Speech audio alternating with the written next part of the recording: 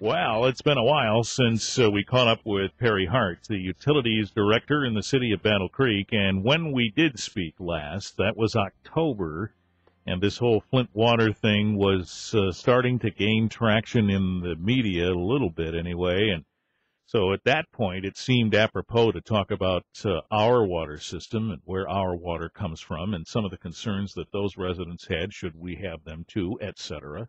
Since then, boy, that story has just gotten huge, and Perry's back with us today to talk about our water and impressions of the whole thing at this point. We welcome you back, Perry. Thank you for the time today.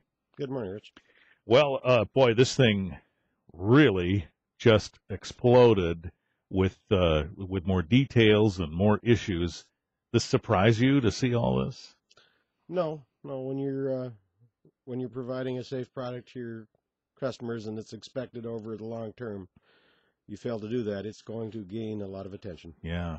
You know, back in October when we talked, we were talking about exactly what has now been discussed as the nature of the problem. That is that as that Flint River water came back online, there was not a treatment process in place to make sure that there weren't contaminants in the water, and you said exactly that back in October, and this ended up being the problem. And it seems, from the point of view that we had listening to you, that that's sort of a no-brainer in this process, that you have to do that. Well, yeah, it is a responsibility of a water system to do the appropriate testing as defined in the Safe Drinking Water Act. The big change in Flint, of course, as we mentioned back in October, was the change of source water, and the different types of treatment and testing that they had to not only get implemented but get stabilized. And from what I've read, I don't have personal contact with the folks in Flint, but from what I've read, they just didn't get around to getting the corrosion control process re-entered into their treatment. Mm-hmm. This is an issue, a step that has to be taken everywhere, doesn't it? Yes, but it's a step that's going to vary with every water system, depending on the source and the treatment process. The treatment to protect users of the water system from the materials that a lot of the piping and plumbing in their homes even is made out of will vary from one water system to another. Mm-hmm. How do we handle that in Battle Creek? Shortly after the lead and copper rule came into play in the very early 90s, my predecessor, Mr. Dave Rich, worked very closely with other engineers and the DEQ to develop the appropriate product and dosage rate to create the reaction in the water that minimizes corrosion. So as the water passes through ductile iron water mains, the few lead service lines that we have in our city, but more importantly, some of the older copper in the building's plumbing systems, the solder that was used, that water tends to react with metallic surfaces. And the treatment that we put in our water, which is a polyorthophosphate, that develops a protection between the water and the metal that limits that corrosive action. Yeah, and you said the limited amount of lead service lines that we have. That sounds different from Flint, doesn't it? Well, lead service lines were commonly used from the 30s in some communities up until the 60s. Sure. It was a very low-cost, efficient way to get water from a water main into somebody's home. We do have a program in place that reduces the number of lead services on every opportunity that we're given. It's worked in coordination with our street reconstruction process. Sure. As we reconstruct streets over the last decades, we've made every effort to replace the water main and the lead service lines that were involved in those reconstructs. And as we've gotten the street surfaces in our community into very good shape, we've started looking at letting the utility system drive the street reconstructs now. So as we plan for future capital improvement projects, it'll be replacing water mains that are troublesome, and of course, wherever we go after a water main, if there's any lead services, they're automatically replaced too. Yeah, it makes sense because you can't tear up a street more than once and have it be agreeable with a budget, we presume. So over the course of time, you'd like to try and coordinate those activities. Yes, and prior to me even arriving to this organization, they had made a coordinated effort to combine those tasks. Even more work is being done in that area. Yeah.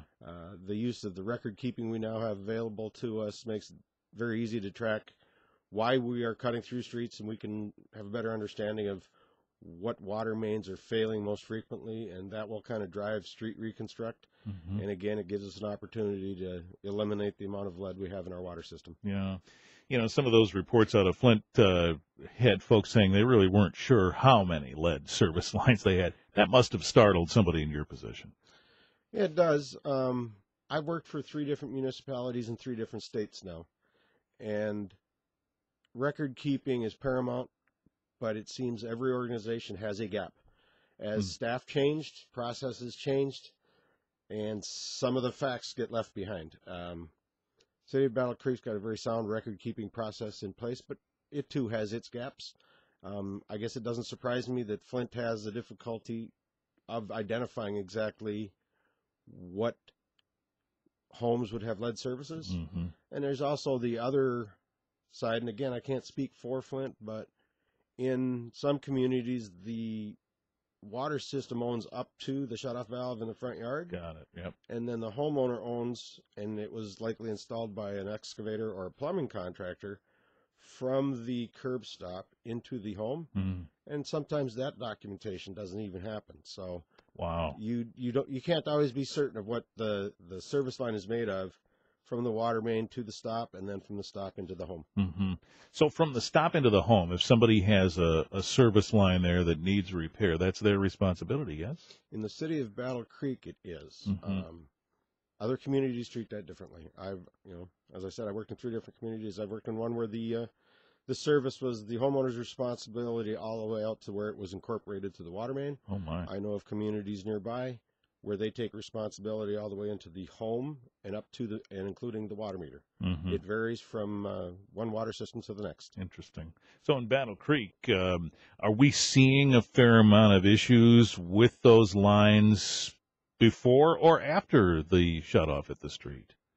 Is it average, would you say? I would say it's average to below average. Okay. The issue that's most often found in those service lines is the curb stop itself. Of course, you've got connections on both sides of that, and it's a mechanical device that can fail.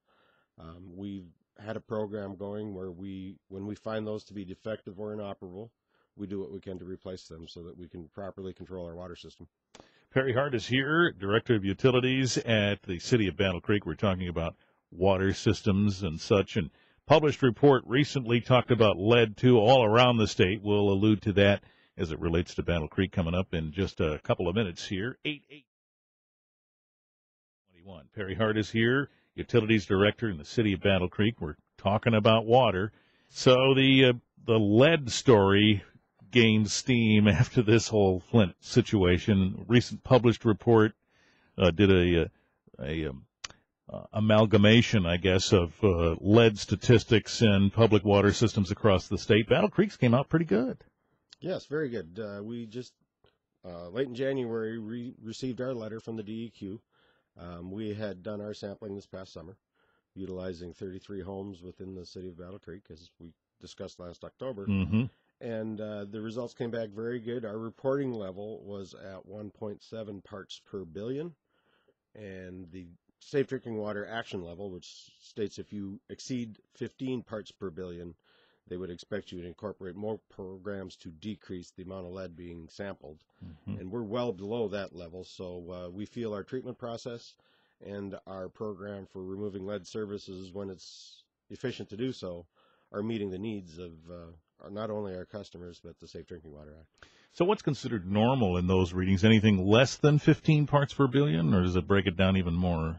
Well, the Safe Drinking Water Act defines it as anything below 15 parts per million, you can continue doing what you're doing. Uh-huh. If you exceed 15, you need to start taking corrective action.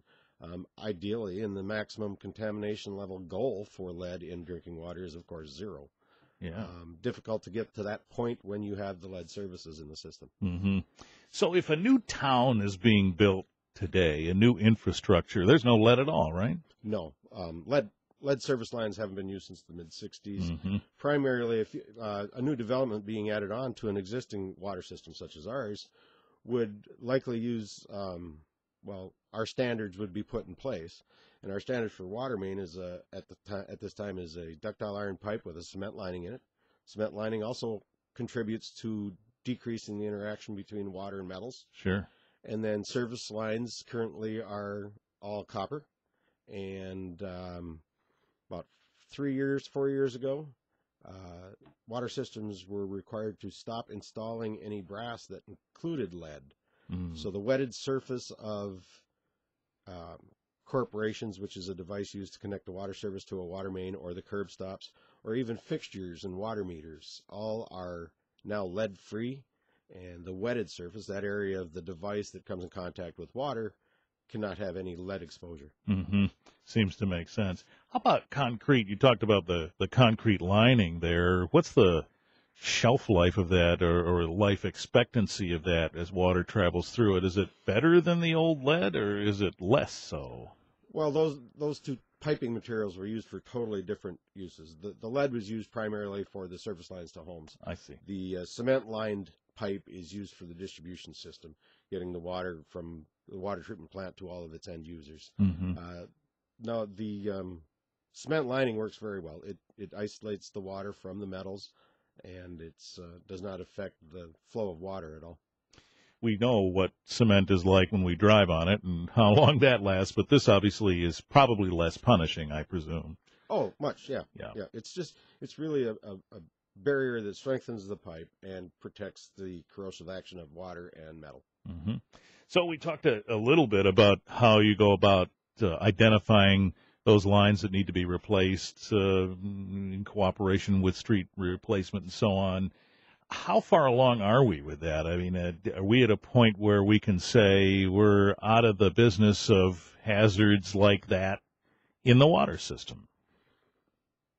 I should have you clarify that question. Are you asking if we're completely free of lead services? Yeah. No, we are not. Yeah. Are we close to that? Yes, we are close. We've got 18,000 metered services in our community, and the MDEQ recently contacted us to get an idea of how many lead services we feel we have left, and we are going through our records right now to try to develop that number. We believe it to be well under 2,000 out of the 18,000. Mm-hmm. Wow. So we feel we're in pretty good position there. Yeah, and towns this size, that would be a pretty good example to set, I presume. I would hope so. Yeah. Can't speak for the other communities. So you're going to be in contact with water customers soon by way of letter. Yeah, we've developed a letter that we're trying to get out to our customers to assure them that the product we're serving is the best product that we can provide from our source water and with our treatment process. We're very confident in its tested constituents, such as the lead at 1.7. Our copper is halfway to the action level. It's a little higher than the lead, but the copper came in at 717 parts per million, Mm-hmm.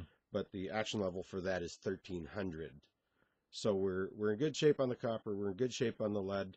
We've had good results in our bacterial testing, and we have very quality staff, certified staff. We have a great number. All of our treatment staff are certified with the state, and the large majority of our water distribution staff are also certified with the state of Michigan. Mm-hmm. So, by the way, if a town has a elevated level of lead in these DEQ numbers, there's some sort of reaction that has to take place. Something has to change. We presume maybe the treatment has to change? Is that usually the first step? It's the most efficient step. Yeah. You develop a treatment process, as was done here in the early to mid-'90s, and that is a product that, with the confidence level we have, we will not change that supplier. We have the exact chemical makeup of a NSF-approved treatment product for water, the National Sanitation Foundation, And with that, we will continue to use that exact product. It matches our water chemistry appropriately and provides the protection against the corrosion of metals and provides the protection we need to get to 1.7 parts per billion. All right. Well, it's reassuring to hear these things. And we presume that you feel, I'm not trying to put words in your mouth, but you feel that as folks react across the state to these vast stories from Flint, that it's probably appropriate to say, what's happening with my water? Oh, absolutely. And as part of the Safe Drinking Water Act, every water purveyor is required on an annual basis to create a consumer confidence report. We've always done it as a little fold-out flyer that is mailed to you. Well, last year, 3 years ago, the DEQ allowed you to go digital with that as a cost-saving step. Mm-hmm. Last year was the first time the city of Battle Creek did that. It's available on our website. If you go to Departments, Department of Public Works, Water and Sewer, you'll get to a link that at the bottom of the page you can find our last 4 years worth of consumer confidence reports in a PDF link. And that provides a lot of the information for the testing that was done on our water and the results of those testing. All right. Well, congratulations on all the good work. Thank you. It's reassuring to hear that. We appreciate the time you've given us. We'll check in again. And that praise needs to go to all the certified staff and all the guys that work in our department. All right, and there it goes, out on the airways. Perry Hart, Battle Creek Utilities Director. Thank you. You're welcome. 8:20.